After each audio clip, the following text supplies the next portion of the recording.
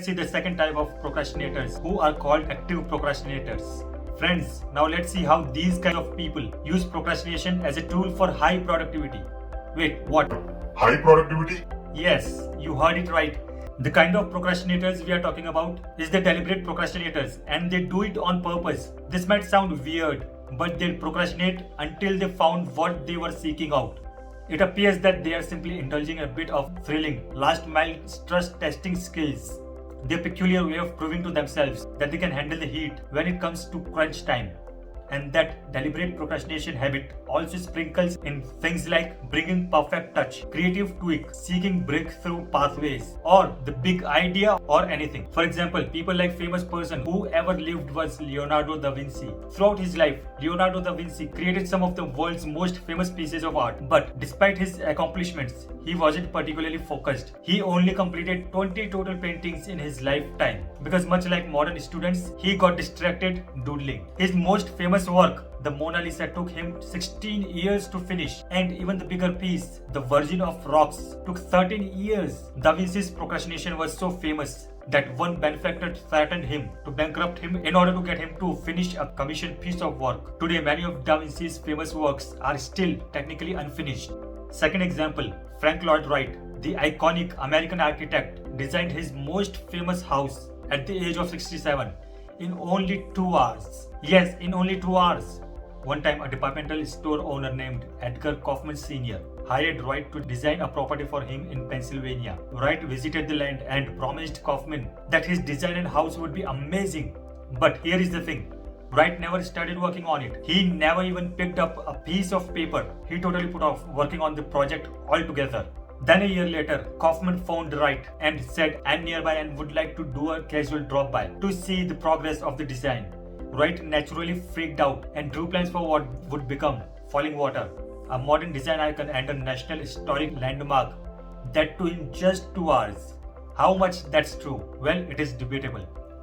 See the most notorious time wasters and great writer, Victor Hugo's most famous work, The Hunchback of Notre Dame. The Hunchback of Notre Dame was completed under a looming deadline magnified by procrastination. But Hugo had his own unique procrastination avoiding technique. To complete the work against the brutal deadline he was facing, he got naked. No, really, his method for writing was to strip and lock himself in a room to avoid the temptation of going outside. Only upon completing his work for the day would the servants be allowed to return his clothes to him. So next time you are up at 2 a.m. trying to finish that assignment, perhaps attempt the Victor Hugo's method of writing. A guaranteed way to make your roommates hate you. We actually call something to procrastinate in such a way. Like these, there are many people who procrastinate and yet accomplish significantly in their lives. So what are these considerable causes of procrastination? Creative procrastination. Albert Einstein famously said, "It's not that I'm so smart, it's just that I stay with the problem longer." The art of creative procrastination. It's like a delicious stew that just keeps getting better and better the longer you let it simmer. Writers and artists know that the key to a truly refined and polished piece is to let those ideas percolate in the back of their minds, like a fine wine aging in a cellar. Prioritization. Have you ever found yourself intentionally putting off a task? And then all of a sudden, it seems like you have become a king or queen of productivity, knocking out all the other crucial tasks on your to-do list. It's like you are playing a game of mental Tetris, and by delaying one block, you have opened up the perfect spot for others to fall into place. And when they are actively not working on a project, they're off taking a walk, reading a book, or indulging in a hobby. Just to let their minds wander and generate fresh insights. It's like hitting the refresh button on your brain. So just go ahead and procrastinate away, my creative friends. Just make sure you are doing it with intention and purpose. After all, some of the best things in life are worth waiting for. I know it sounds crazy, but sometimes procrastinating can actually work in your favor. It's like a sneaky little productivity hack. Sometimes deliberately procrastinating on a less critical task can help you prioritize and complete other more pressing tasks. You can focus on the most important ones and increase your productivity. But let's be real, it's all about balancing. If you're not constantly delaying everything, you are just setting yourself up for a high wire act without a safety net. So go ahead and delay that less important task, but don't make a habit of it. unless you want to keep flirting with danger. Procrastination to relax and mental break. I know this might sound weird. Many people deliberately procrastinate to give themselves time to relax and recharge. Taking a break from work can help you reduce stress and prevent burnout, which in turn can lead to higher productivity when you do get back to work. Perfectionism. This is one of the most common among other procrastination triggers. You know people who can't start a task because they are afraid they won't be able to do it with complete excellence.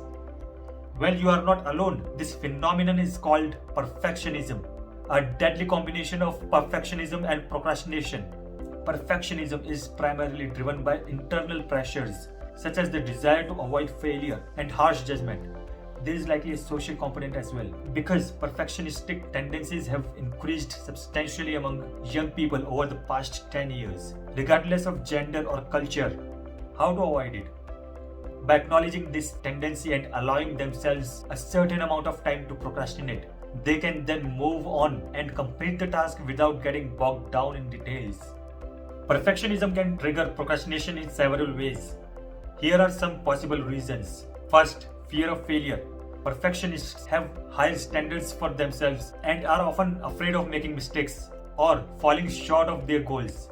This fear can lead to procrastination because they feel overwhelmed by the pressure to achieve procrastination.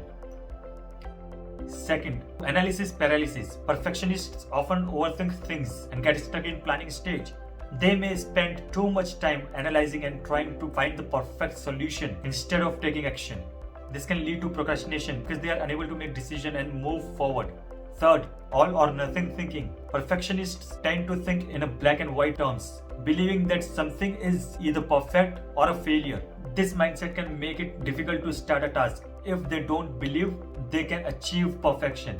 They may put off starting a task because they feel it's not worth doing unless it can be done perfectly. Fourth, perfectionists may avoid tasks they don't feel confident in doing perfectly. They fear that they will not be able to achieve perfection and will therefore fail. And this fear leads them to procrastinate on the task. Overall, perfectionism can lead to procrastination because it can create a mindset of fear, doubt, and rigidity, making it difficult for perfectionists to take action and make progress towards their goal. The second cause of procrastination, strategic procrastination. Deliberately procrastinating can also give you time to plan and strategize before diving into a project. Taking a step back and thinking about the process can lead to more efficient and effective work and ultimately a better outcome. Sometimes delaying a task can actually lead to better outcomes. For example, an engineer working on a complex project may delay the final stage of design until they have more information or feedback from other team members. This delay allows them to refine their work and produce a better end product. Energy management. People who work in physically demanding jobs such as athletes and manual laborers often use procrastination as a way to conserve their energy. For example, a marathon runner may delay their final training sessions until just before the race to avoid burnout and ensure they are at peak physical condition on race day. Warning, but things here to remember that putting off completely in any form can be risky. Be mindful, or you can even plan when you want to deliberately procrastinate for a better outcome. Okay friends, so far in this video we have looked at what is procrastination and types of procrastinators, also its causes and how to diffuse the tricks of our brain plays on us to put off tasks. So see you in the next exciting video. Till then, bye bye.